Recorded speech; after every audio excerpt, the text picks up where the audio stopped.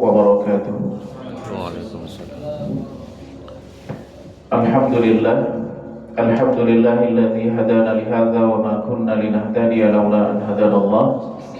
Asyhadu an la ilaha illallah wahdahu la syarika lah wa asyhadu anna Muhammadan abduhu wa rasuluh. Allahumma salli wa sallim ala Muhammad wa ala alihi wa ashabihi wa ala kulli man sara ala nahji ila yaumiddin, amma ba'd. Allahumma ja'al jam'ana jam'an marhuma wa tafarruqana min ba'dihi tafarruqan ma'suma wa la taj'al minna wa la ma'na syaqiyan wa la mahruman wa la matruda. Jamaah sekalian, alhamdulillah di kesempatan siang hari ini Allah Subhanahu wa taala mudahkan kita melaksanakan sholat zuhur berjamaah, lalu kita mengisi sebagian dari waktu yang Allah karuniakan kepada kita untuk talabul ilmi. Mudah-mudahan semuanya ini menjadi sebab keberkahan hidup kita, keberkahan aktivitas kita, dan sebagaimana Allah pertemukan kita di dunia dalam amal soleh, dalam kebaikan, mudah-mudahan kelak Allah kumpulkan dan pertemukan kita di jannahnya, amin ya rabbal alamin. Tema kita pada kesempatan siang hari ini tentang urgensi akhlak dalam Islam. Pertanyaannya jamaah, apa itu akhlak? Apa bedanya akhlak dengan adab? Ada satu penjelasan yang sangat menarik yang disampaikan oleh Syekh Abdurrahman Hambagah. Beliau punya satu karya tentang akhlak. Beliau membahas bahwa perilaku yang tampak pada diri seseorang, yang nampak, misalnya seseorang itu melakukan aktivitas, perilaku, kegiatan itu bersumber dari apa yang ada di dalam dirinya. Nah, yang ada di dalam diri manusia itu ada banyak hal. Nah, sifat, baik sifat itu adalah sifat yang melekat dengan diri manusia, atau sifat itu diperoleh dengan satu upaya yang seseorang itu melatih dirinya dari satu waktu, tahapan demi tahapan, sehingga membentuk karakter di dalam dirinya, yang kemudian nanti terwujud dalam satu tindakan, dan tindakan itu bisa tindakan yang terpuji ataupun yang tercela. Itu namanya akhlak. Akhlak yang terpuji adalah akhlak, sifat, karakter yang ada di dalam diri manusia, baik itu yang secara melekat kepada diri manusia ataupun diperoleh melalui latihan tahapan-tahapan, upaya, yang kemudian nanti memunculkan perwujudan perilaku yang terpuji, itu akhlak mulia. Tapi kalau kemudian sifat itu, sifat yang ada di dalam diri manusia, baik yang itu adalah bawaan dasar, bawaan manusia, atau upaya-upaya yang dilakukan oleh seseorang untuk menanamkan dalam dirinya satu sifat tertentu, lalu ketika dia terwujud dalam perilaku adalah perbuatan yang tercela, itu adalah akhlak yang tercela. Maka Allah Subhanahu wa taala menegaskan fa'alhamaha fujuraha wa taqwaha qad aflaha man zakkaha wa qad khaba man dassaha. Bahwa di dalam diri manusia itu secara tabiat dasar itu ada dorongan kebaikan, ada dorongan keburukan. Nah, inilah yang menjadi modal dasar akhlak pada diri manusia. Apakah itu akhlak yang baik, apakah akhlak yang tercela? Nah, kata akhlak itu sebenarnya juga sama dengan khalq, ciptaan pada diri manusia. Nah, maka akhlak itu ada yang tercela, ada yang terpuji. Tapi kalau sesuatu yang melekat dengan diri manusia, ketika diwujudkan dalam suatu tindakan, tindakan itu tidak bermakna terpuji atau tercela, dia tidak memiliki sifat baik atau buruk, maka itu bukan akhlak. Contohnya apa? Dorongan makan dan minum. Orang makan dan minum itu kan gak tercela, tapi juga terpuji. Baru kemudian kalau dia makan berlebihan, cara dia mendapatkan makanan itu nanti akan menentukan. Tapi keinginan orang untuk makan, tertarik terhadap lawan jenis, kemudian apa lagi? Butuh istirahat, ngantuk, atau itu bukan perbuatan yang terpuji, bukan juga yang tercela, maka itu bukan masuk wilayah akhlak. Atau budaya-budaya yang turun-menurun, sesuatu yang terbentuk oleh budaya, yang itu tidak masuk dalam nilai terpuji atau tercela, maka itu juga bukan masuk dalam kategori akhlak. Maka akhlak itu adalah sesuatu yang memunculkan tindakan yang kemudian itu terpuji atau tercela. Contohnya adalah aifah itu apa? Menjaga harga diri, menjaga kesucian diri. Maka kemudian dia menjaga kehormatannya, sabar sehingga dia tidak mengumpat. Nah, jadi dia mampu menahan diri. Awal mulanya adalah kesabaran, sehingga ketika dia emosinya dipancing, dia tidak gampang melakukan tindakan-tindakan tercela. Dia menyikapinya dengan terbaik, meresponnya dengan perilaku yang terpuji. Itu termasuk dalam kategori akhlak. Jadi wilayahnya terpuji atau tercela. Kalau terpuji akhlak yang baik, kalau tercela akhlak yang buruk. Nah, bagaimana posisi akhlak ini? Syekh Muhammad Al-Ghazali mengatakan bahwa akhlak itu sebenarnya mencakup pada seluruh ajaran Islam. Namun dari sisi penting nilai akhlak ini bisa kita lihat dari hadis Jibril. Ketika Rasulullah SAW didatangi oleh Jibril bertanya tentang Islam, bertanya tentang iman, bertanya tentang ihsan. Nah, ihsan itu adalah anta'budallaha ka'annaka tarahu wa illam takun tarahu fa innahu yarak. Engkau itu menghamba kepada Allah Subhanahu wa ta'ala seakan-akan engkau melihatnya, dan bila engkau tidak melihatnya maka Allah melihatmu. Inilah yang kemudian bagian yang sebagian ulama memaknai dengan istilah tasawuf, atau dengan istilah tazkiyatun nafas, atau dengan istilah yang lain adalah akhlak. Jadi akhlak itu bukan hanya hubungannya antara satu individu dengan orang lain, tapi cakupan akhlak dalam Islam itu berhubungan dengan Allah Subhanahu wa ta'ala, berhubungan dengan Rasulullah SAW, berhubungan sesama manusia, berhubungan dengan malaikat dan jin, berhubungan dengan makhluk yang lain yang gak kelihatan, berhubungan dengan binatang, berhubungan dengan yang lainnya. Jadi cakupannya sangat luas. Kalau Islam itu adalah pokok-pokok kewajiban, kalau iman itu adalah pokok-pokok keyakinan yang harus menjadi keyakinan seorang mukmin, kalau ihsan itu adalah pokok inti dari akhlak seorang muslim, sehingga dia tercipta kontrol di dalam dirinya. Ketika seseorang itu merasa melihat Allah atau dia merasa dilihat oleh Allah, itulah yang kemudian akan menjadikan perubahan perilaku kontrol diri dalam diri seseorang.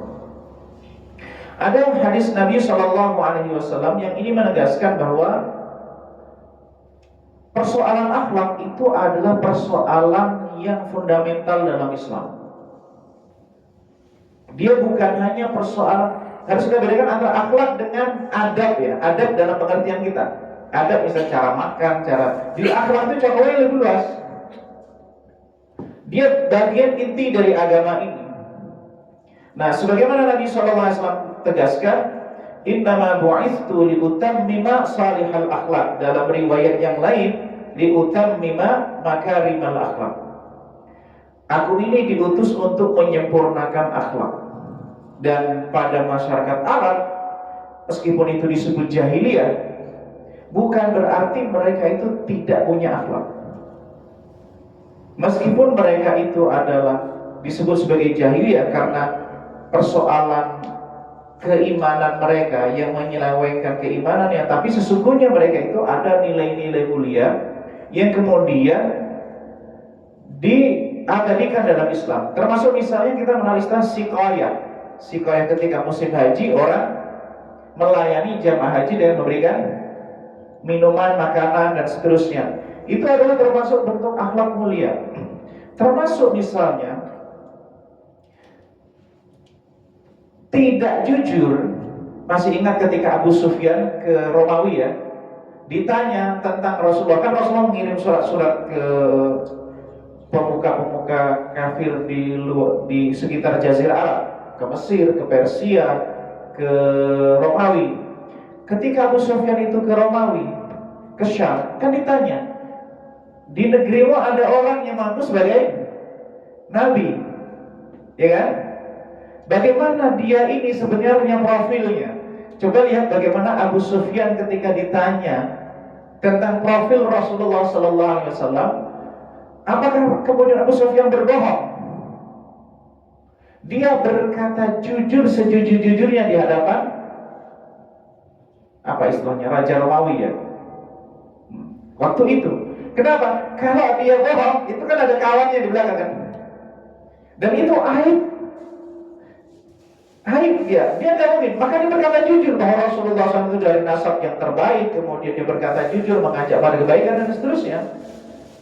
Itu diakui oleh Abu Sufyan sebelum masuk Islam.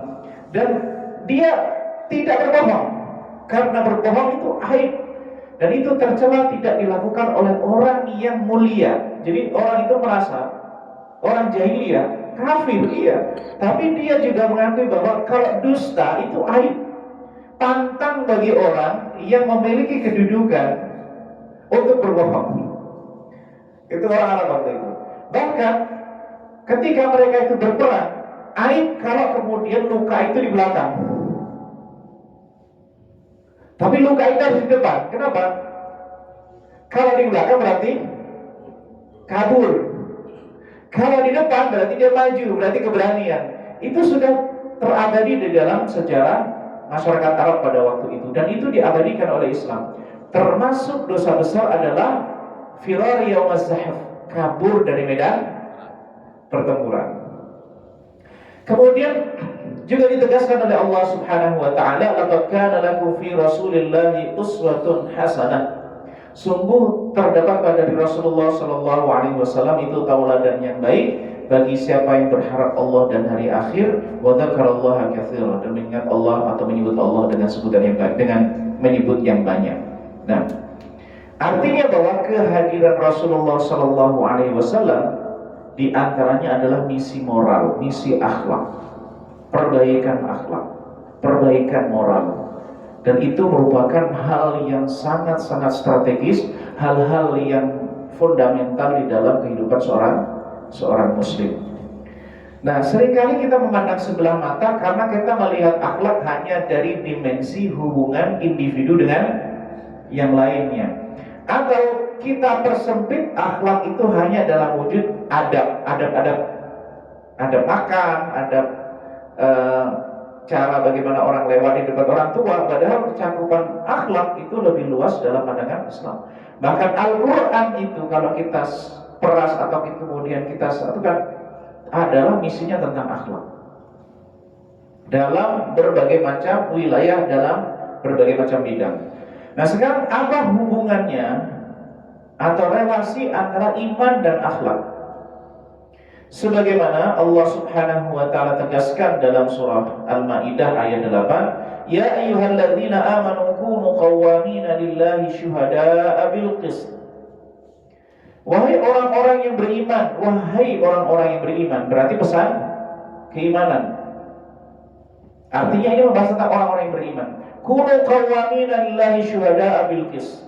Jadi tegakkanlah, jadi ketika seseorang itu qawwamina lillahi, kunu qawwamina lillahi syuhada'a bil qist, menegakkan keadilan.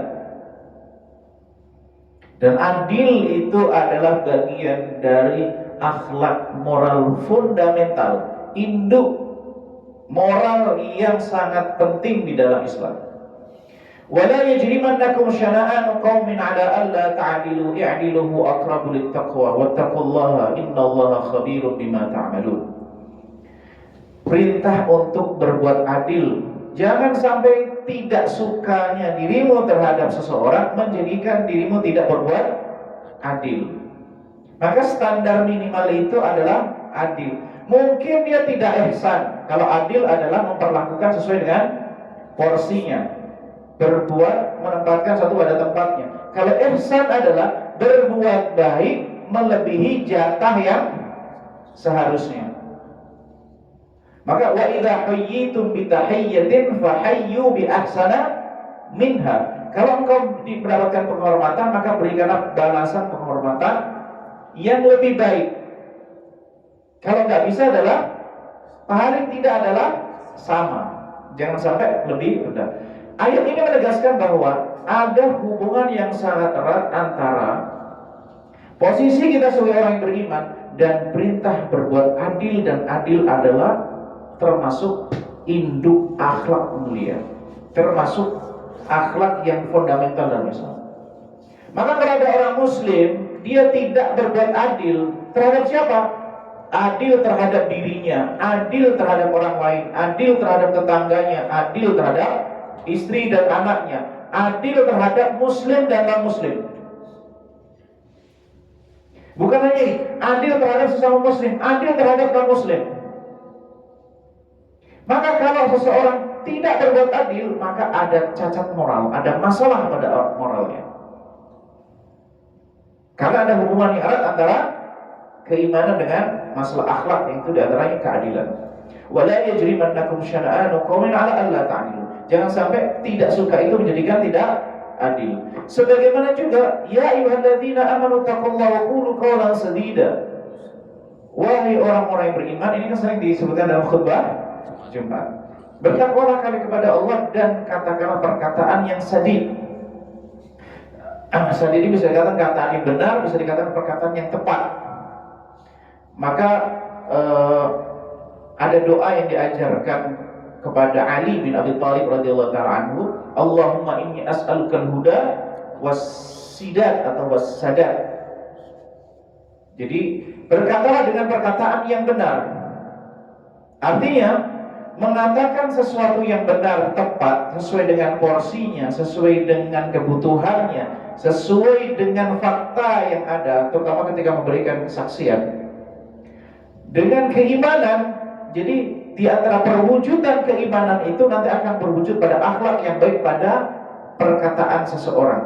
Dan perkataan itu, kata-kata itu, maka penting jamaah sekalian, pesan Nabi SAW, man kana yu'minu billahi wal yawmil akhir falyaqul khairan aw liyasmut.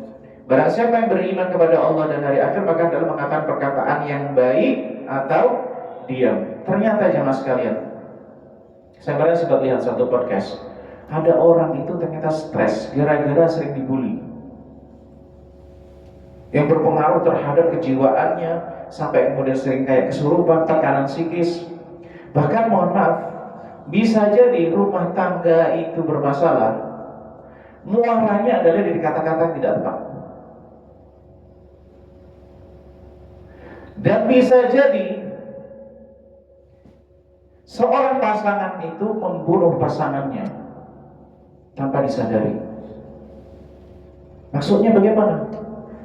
Kata-kata yang tajam terhadap suami atau terhadap istri, yang kemudian menghancurkan pikirannya, yang kemudian menjadi stres, tekanan dan seterusnya, mendatangkan banyak penyakit, atau kemudian di jalan akhirnya banyak pikiran, akhirnya terjadi masalah di jalan secara tidak langsung. Dan kalau kita lihat ya, beberapa persoalan rumah tangga, terutama berhubungan dengan hal yang sangat private di antara suami dan istri, bisa jadi adalah masalah lisan. Maka ini hal yang perlu diperhatikan bagi kita semuanya terkait masalah lisan kita. Dan lisan ini juga yuslih lakum a'malakum wa yaghfir lakum dzunubakum, berpengaruh terhadap perilaku. Wa may yuti'illaha wa rasulahu faqad faza fawzan 'azima, dan barang siapa taat kepada Allah dan Rasulnya maka sungguh mendapatkan kemenangan yang besar. Di antara bentuk ketaatan itu, ketaatan kan banyak. Ketaatan kan banyak ya. Nah, ketika ayat ini membahas meng-crossing satu tema, di antara bentuk ketaatan itu ketaatan terkait masalah lisan. Okay. Kemudian berikutnya, sebagaimana juga Nabi SAW menegaskan, man kana yu'minu billahi wal yawmil akhir. Nah, iman, kenapa sih kok sering disebutkan iman kepada hari akhir? Karena kesadaran seseorang akan adanya balasan terhadap suatu perbuatan, itulah yang berperan penting menjadikan kontrol yang ada dalam diri seseorang. Orang itu bisa jadi dia itu tidak yakin kepada akhirat, tapi dia baik. Baik maksudnya perilaku moral, secara perilaku bisa jadi gitu. Tetapi keyakinan seseorang bahwa apa yang dia lakukan itu akan dibalas, itulah yang memiliki peran penting kontrol perilaku di antara moral. Maka kalau kita coba lihat, ara'aital ladzi yukadzibu biddin. Tahukah kalian orang yang tidak percaya terhadap pembalasan, mendustakan pembalasan? Perilakunya apa? Menghardi anak yatim, ini terusnya dan seterusnya. Jadi kalau ada perilaku itu, ada muaranya, ada sumbernya. Kenapa? Keyakinan terhadap hari akhirnya bermasalah. Man kana yu'minu billahi wal yawmil akhir falyuhsin ila jarihi. Berbuat baik kepada tetangga. Makanya ihsan. Man kana yu'minu billahi wal yawmil akhir falyukrim dhaifahu. Barang siapa beriman kepada Allah dan hari akhir, maka adalah ikram, memuliakan, menghormati tamunya. Dan ini hukumnya wajib. Maka sedang puasa sunnah di antara bentuk ikram dhaif, kecuali puasa qadha ya. Kalau puasa qadha kan tidak boleh dibatalkan Pak, karena menjadi puasa wajib. Kalau puasa sunnah bisa dibatalkan. Ini ada tamu, kayaknya kalau sahibul baitnya puasa, terus yang sedang makan, yang dhaifnya, dhaif tamunya ya merasa kurang nyaman, maka supaya tamunya merasa lebih nyaman, maka kemudian dia membatalkan puasanya. Wa man kana yu'minu billahi wal yawmil akhir falyaqul khairan aw liyaskut. Siapa yang beriman kepada Allah dan hari akhir, maka adalah mengatakan perkataan yang baik atau diam. Ini adalah hubungan antara iman dan akhlak, perilaku yang tercermin dalam diri seseorang. Kemudian juga ternyata ada relasi, ada hubungan yang sangat erat antara rukun Islam dan akhlak. Sebagaimana Allah Subhanahu wa taala tegaskan, innas salata tanha 'anil fahsya'i wal munkar. Sesungguhnya salat itu mencegah seseorang dari perbuatan keji dan munkar. Keji itu adalah sesuatu yang buruk, baik perkataan atau perbuatan. Munkar sesuatu yang tidak diterima, diingkari. Nah, biasanya kalau di dalam Al-Quran, fahsya itu ada berhubungan, kalau kata-kata perkataan yang fahish, perkataan yang kotor, itu adalah yang penyebutan kebun binatang dan seterusnya. Nah, itu fahsya namanya. Fahsya minal qaul, al-fuhsyu minal qaul. Tapi kalau perbuatan fahsya, termasuk jenisnya perbuatan kaum Lut. Perbuatan zina itu fahsya. Kalau dosa-dosa besar, dosa ini bisa dikatakan sebagai perbuatan yang mungkar. Jadi kalau secara tabiat dianggap itu perbuatan yang kotor, itu dinamakan fahsya. Nah, sholat itu memiliki dampak semacam itu terhadap terciptanya akhlak, kontrol diri seseorang dari perbuatan yang tercela, perbuatan yang buruk. Bukan berarti kalau ada orang sudah sholat ternyata mungkin kata-katanya masih kopong, ini bukan berarti kalau itu sholatnya sia-sia. Enggak, sholat aja udah berarti dia ini kalau nggak sholat lebih parah lagi. Jadi kadang-kadang hati-hati mengatakan sia-sia lah, karena bisa jadi kata-kata kita itu menjadikan orang dia putus asa. Ente udah sholat tapi ternyata ngomongnya begini, sia-sia sholat ini. Jangan sampai mengatakan begitu Pak, bahaya. Kenapa nanti Pak? Dia jadi putus asa nanti sholat, akhirnya nggak sholat. Jangan sampai kita menjadikan sebab orang jauh dari agama. Bisa jadi niat kita baik gitu ya, tapi kita harus memilih kata-kata yang baik untuk misalnya menasihati orang. Dia misalnya ada orang misalnya sudah sholat saja, misalnya dalam kondisi semacam itu, kalau tidak sholat, nah itu bisa jadi lebih parah lagi. Tapi artinya ini tantangan kita semuanya agar memperbaiki diri. Wallahu ya'lamu ma tasna'un. Sebagaimana juga puasa memiliki efek terhadap akhlak, ada hubungan yang erat. Karena setiap ibadah itu biasanya ada nilai yang paling ditekankan. Nah, puasa itu adalah ibadah yang stressing, penekanannya itu pada kesabaran Pak, daya tahan diri dan kesabaran. Kalau sholat itu daya tahan diri, penekanannya pada intibat. Intibat itu apa ya? Intibat itu disiplin, komitmen, itu sholat. Baik komitmen terhadap perilaku, komitmen terhadap ketetapan yang Allah tetapkan, itu penekanannya pada sholat. Puasa itu penekanannya kepada daya tahan dan kesabaran. Kalau zakat pada apa Pak kira-kira? Bersihan. Kedermawanan, empati. Kalau haji, perjuangan, fight, apa lagi? Pengorbanan, apa lagi? Kebersamaan dan apa itu istilahnya? Kesetaraan ya kalau bahasanya. Jadi manusia nggak merasa la fadla li arabiyyin wala ajamiyyin illa bittaqwa. Semuanya udah pakai. Akhirnya menghilangkan kesombongan yang ada dalam diri manusia. Jadi setiap ibadah itu ada nilai-nilai, ada akhlak yang ditekankan dibandingkan yang lainnya. Misalnya khudh min amwalihim shadaqatan tutahhiruhum wa tuzakkihim biha. Jadi ambil dari mereka itu zakat untuk mensucikan harta mereka, untuk mensucikan diri mereka. Tutahhirhum wa tuzakkihim biha wa shalli 'alaihim, dan doakan mereka karena doa itu menenangkan mereka.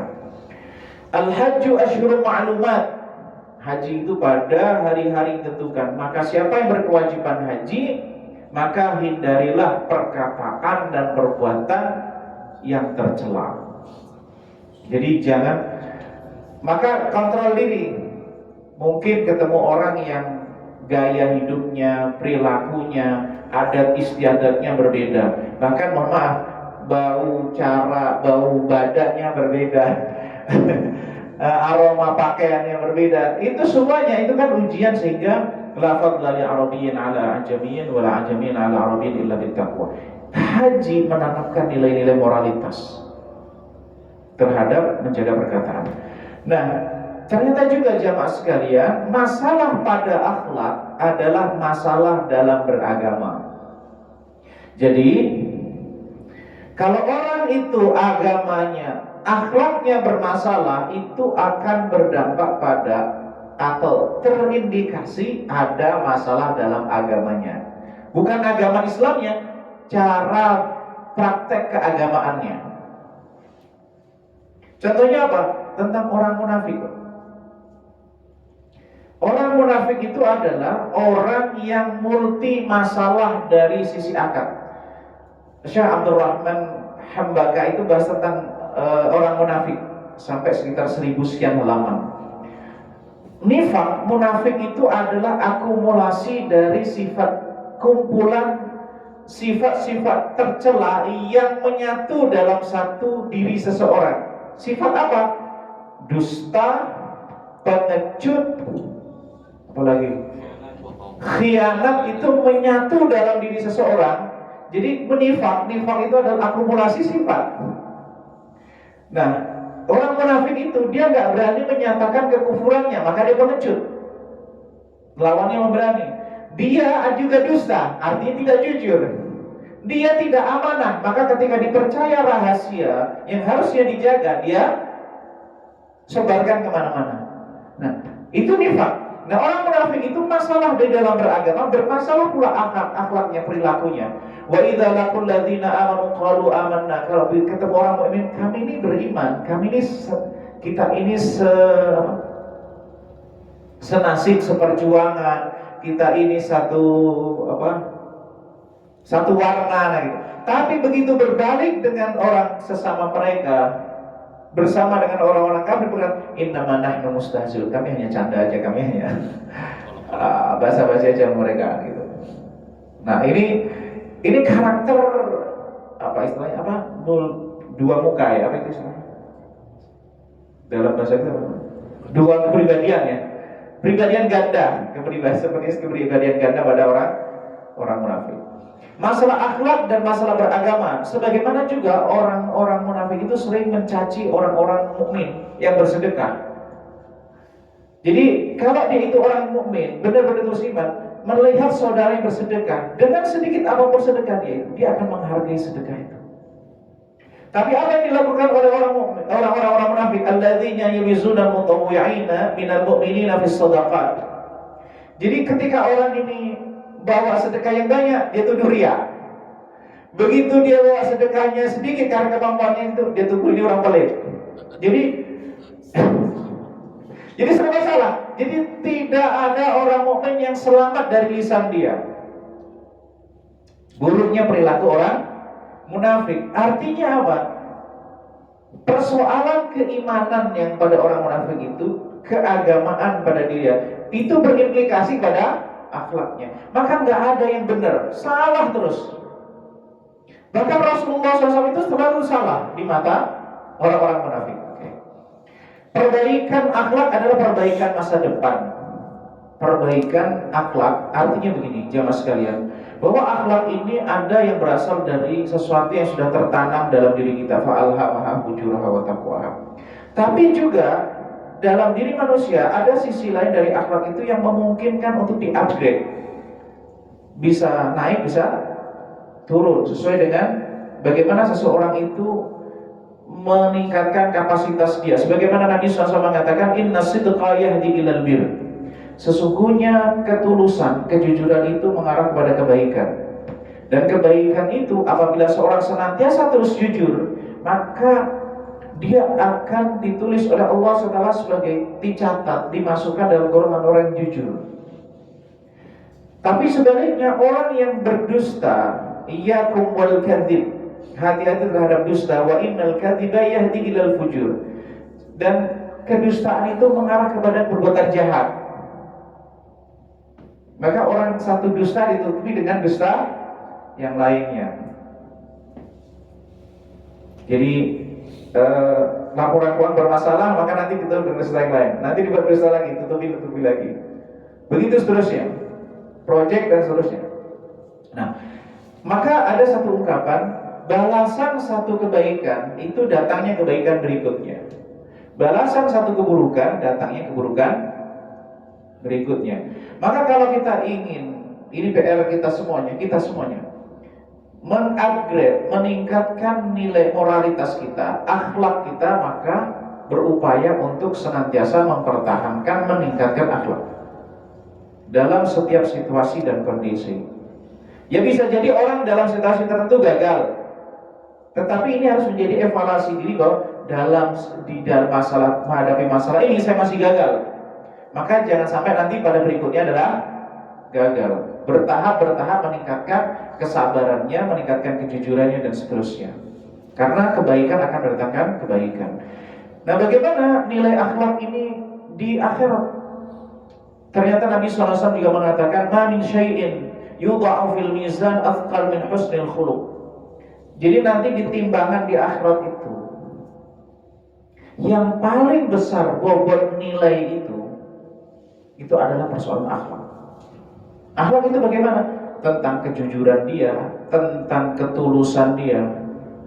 Contohnya Nabi SAW itu pernah mengatakan, ada seorang sahabat, ada dua akhlak yang pada dirimu dia disukai oleh Allah Subhanahu wa Ta'ala. Apa itu? Al-hilmu wal ana. Al-hilmu itu tidak gampang emosian, tidak gampang meledak gitu, mampu mengendalikan. Al-ana itu tidak buru-buru, tidak tergesa-gesa. Jadi ini menandakan kematangan jiwa. Jadi orang itu kalau jiwanya matang, akhlaknya matang, dia itu tidak gampang terpancing emosinya. Kemudian juga dia tidak terburu-buru mengambil keputusan. Maka di antara perintah Nabi itu, perintah Al-Quran, perintah Allah SWT, wasyawirhum fil amr, bermusyawarahlah dalam memutuskan perkara, dan itu butuh kesabaran. Dan bisa jadi akhlak yang baik pada diri seseorang itu senantiasa husnudzan, tidak suudzan. Bukan berarti ini nggak boleh waspada, senantiasa husnudzan kepada orang lain, tidak iri dengan orang lain, gampang dalam pergaulan. Derajatnya bisa jadi melebihi derajat seseorang itu sahibis shaum wassalah, orang yang banyak puasa, maksudnya puasa sunnah, maupun orang yang banyak sholat sunnah. Kalau fardu kan itu standar minimal. Landasan pokok dalam Islam ini hal yang sangat mendasar, fundamental, dan ini sering dibaca di khutbah Jumat. Innallaha ya'muru bil 'adli wal ihsan wa ita'i dzil qurba wa yanha 'anil fahsya'i wal munkari wal baghi ya'idzukum la'allakum tadhakkarun. Ini istilah kayak ini ya, akhlak fundamental vital bagi seorang muslim. Adil, ihsan, merawat kekerabatan dan tidak melakukan ini yang pertama kita. Innallaha ya'muru bil 'adli wal ihsan wa ita'i dzil qurba. Ini sisi akhlak yang harus dari sisi apa ya? Yang perlu diwujudkan, yang perlu dilakukan. Karena Ibnu Qayyim itu mengatakan Allah menciptakan alam semesta ini berdasarkan keadilan, keseimbangan. Maka agar alam ini terjaga, maka Allah menetapkan syariat yang basisnya juga keadilan. Maka diperintahkan orang perilakunya itu berlaku adil. Adil itu seimbang. Adil terhadap diri sendiri, adil terhadap orang lain. Adil terhadap Allah bagaimana Pak? Kalau adil terhadap Allah, tidak menyekutukannya dengan sesuatu apapun. Memberikan hak-hak Allah. Ayya'buduhu wa la yusyriku bihi syai'a, menyembahnya dan tidak menyekutukan dengan sesuatu apapun. Menisbatkan hak Allah kepada Allah. Wal ihsan wa ita'i dzil qurba wa yanha 'anil fahsya'i wal munkari wal baghi ya'idzukum la'allakum tadhakkarun. Ini kalau kita lihat nilai yang sangat mendasar dalam akhlak seorang muslim. Nah, dimensi akhlak muslim itu bukan hanya urusan antara semua. Kan kita sering nilai, dia kan udah baik, gimana nanti dia akhlak? Orang kalau tidak beriman maksudnya tidak menyembah Allah, tidak sholat 5 waktu, tapi perilakunya baik, ya. Akhlaknya baik. Nah, kan selama ini kan kita katakan begitu. Ini kita pisahkan bahwa kita membatasi akhlak itu padahal yang fundamental yang satunya adalah akhlak kepada Allah. Orang yang menyekutukan Allah adalah orang yang tidak berakhlak kepada Allah. Orang yang menyembah selain Allah adalah orang yang tidak berakhlak kepada Allah. Orang yang menduakan Allah adalah orang yang tidak berakhlak kepada Allah. Maka ini yang kunci, Pak. Jadi kalau kita menyebut dia orang berakhlak gak? Pertama kita lihat dulu, akhlak kepada siapa? Kepada Allah tidak berakhlak kalau orang menyekutukan Allah. Orang yang tidak sholat 5 waktu berakhlak gak? Ketika Allah sudah berikan dia rezeki, Allah memberikan dia kebutuhan, lalu disuruh sholat 5 waktu, gak sholat 5 waktu, akhlak dia kepada Allah bermasalah. Kepada manusia, nah ini secara umum kepada manusia kita baik perkataan, lisan, hati dan seterusnya. Kepada malaikat dan jin, maksudnya bagaimana? Di antaranya kepada malaikat, tidak menisbatkan malaikat sebagai anak-anaknya Allah. Karena orang masyarakat jahiliyah itu mengatakan malaikat itu putri-putrinya Allah. Kepada jin bagaimana? Ya tidak melakukan suatu perbuatan yang mengecewakan mereka. Di antaranya apa? Tidak beristinja dengan tulang. Kenapa? Karena itu makanan mereka. Dalam hadis itu. Kepada lingkungan, kemudian ini contoh perilaku masyarakat Arab pada waktu itu. Wa yaj'aluna lillahil banati subhanahu wa lahum ma yashrabun. Jadi orang Arab itu menisbatkan malaikat itu sebagai putrinya Allah. Tapi kenyataannya bagaimana? Wa idza busyira ahaduhum bil unsa, tapi kalau orang Arab itu dikabari anaknya perempuan, apa katanya? Dhalla wajhu muswadda wa huwa kadhim. Mereka itu enggak suka. Maksudnya bisa ditangkap pesanannya. Mereka ini orang Arab ini menisbatkan Allah punya anak perempuan. Mereka sendiri kalau dikabari dapat anak perempuan, mereka tidak suka. Ini contoh tidak berakhlak kepada Allah Subhanahu wa ta'ala dari masyarakat jahiliyah. Oke. Akhlak terhadap keluarga, akhlak terhadap tetangga, akhlak terhadap sesama muslim, termasuk juga akhlak kepada non muslim. Man adzal dzimmiyan fa ana khasmu. Termasuk akhlak kepada non muslim tidak mencaci sesembahan mereka. Kenapa? Kalau mencaci sesembahan mereka, mereka akan mencaci. Maka kita orang yang berbeda mazhab, Pak. Berbeda mazhab nih, jangan mencaci pandangan mazhab yang lain. Kenapa? Itu nanti akan menjadikan dia mencaci ulama. Nah, kalau yang dikaji, yang dipersoalkan jangan personalnya, tapi pendapatnya. Ini hati-hati juga ini. Kadang-kadang kita berbeda, langsung kita sebenarnya kadang-kadang niatnya baik, tapi akhirnya mencaci ulama-ulama dari kalangan mereka ini yang sangat berbahaya, akan berdampak pada mencaci ulama yang kita agungkan, yang kita hormati. Akhlak terhadap pemimpin,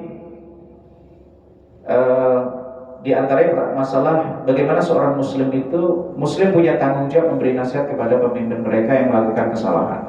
Akhlak terhadap pihak yang dipimpin, pemimpin pun juga harus punya akhlak terhadap yang dipimpin. Nah, ini juga penting, akhlak Rasulullah SAW. Sebenarnya kalau kita gaji sangat banyak, perlu mungkin bisa dibaca di hadis itu banyak. Nabi SAW di antara bentuk akhlak mulia yang sampaikan Nabi, maka narifku fi syai'in illa zana wa manuzi'a min syai'in illa syana. Tidaklah kelemah lembutan itu, akhlak yang mulia itu ada pada seseorang maka akan menjadikan indah. Tapi kalau tercabut akhlak itu, maka dia jadi buruk. Maka jangan sampai seorang muslim berkata-kata yang kasar.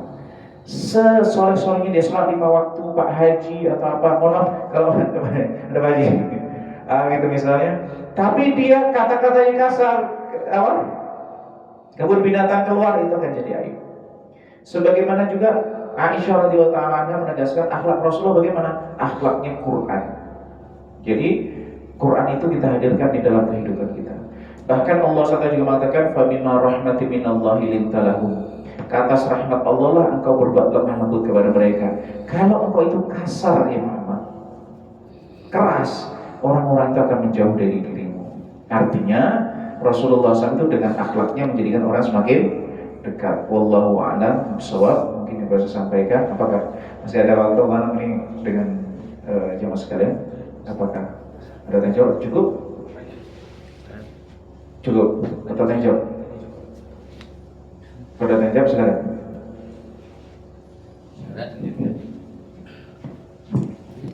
Cukup Ustaz. Oh cukup ya, kita tutup majlis. Subhanallah wa bihamdika, asyhadu an la ilaha illa anta, astaghfiruka wa atubu ilaik. Assalamualaikum warahmatullahi wabarakatuh. Waalaikumsalam warahmatullahi wabarakatuh.